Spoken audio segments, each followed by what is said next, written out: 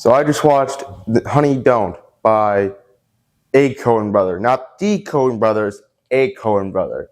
This one, it's just Ethan only. See, the Coen brothers are my favorite directing duo and one of my favorite directors of all time. They made some of my favorite movies of all time, like No Country for Old Men, which I got in Criterion, one of the best movies I got, and Fargo, which is another one of my favorites. However, though, in the 2020, decided to do solo projects, and this one's by Ethan. This is his second movie in a trilogy he's doing with his wife. The first one was Drive Away Dolls. They're not really a trilogy. They're like thematic trilogies. So yeah, this one though is not that good. It's nowhere near No Country or Fargo, but those are some pretty high standards because those are some of the greatest movies I've ever seen in life.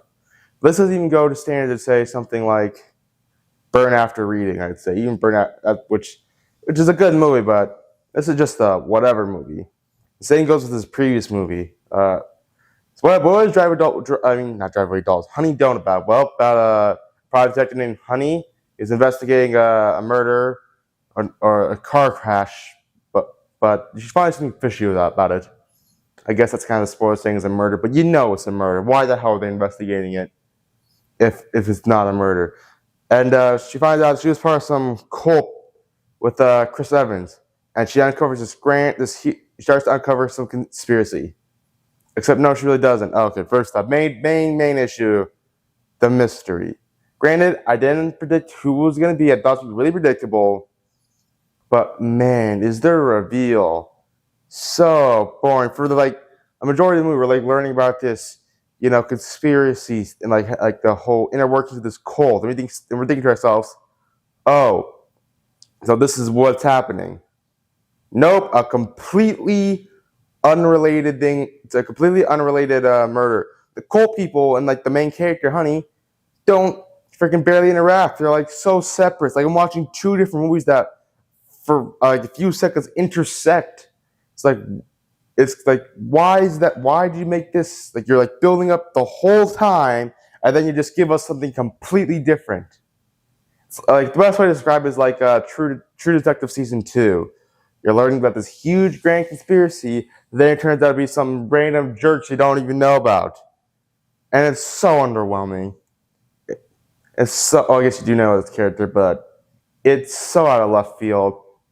It was so poorly established. It was just really, really not done well at all. But despite that, there are some good elements to this movie.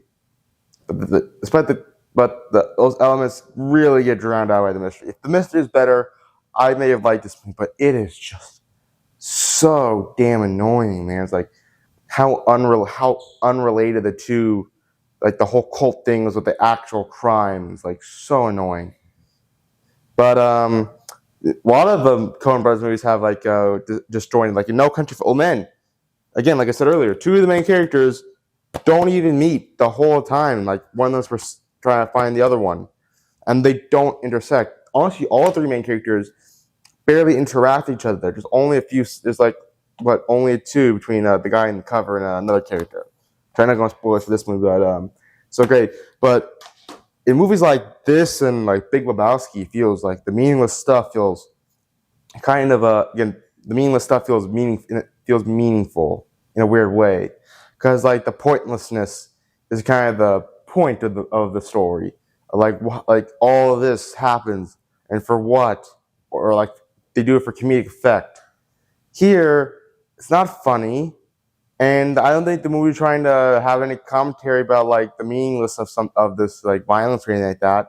So what the hell is the point of these two stories these two aspects of the film being so separate?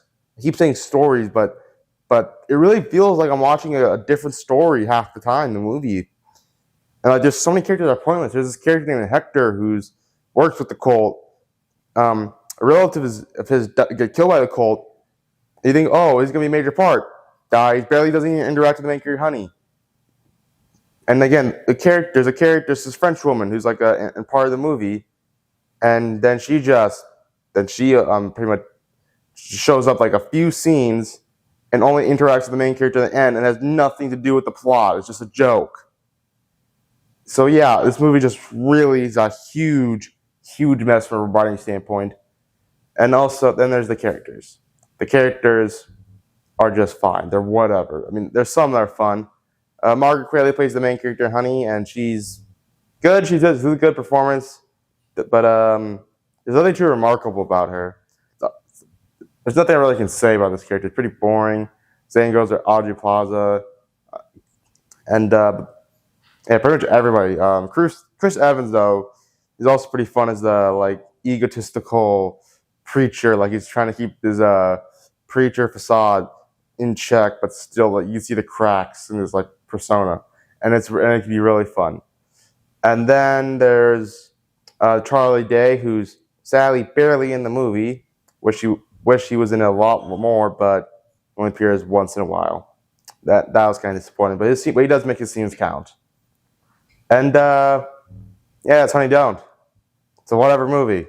Check it out if you want, but I don't care. I don't think I'm gonna watch it again. Thank God there's only one more movie in this trilogy, so they can start working. So Joel and Ethan can start working together. 5 out of 10.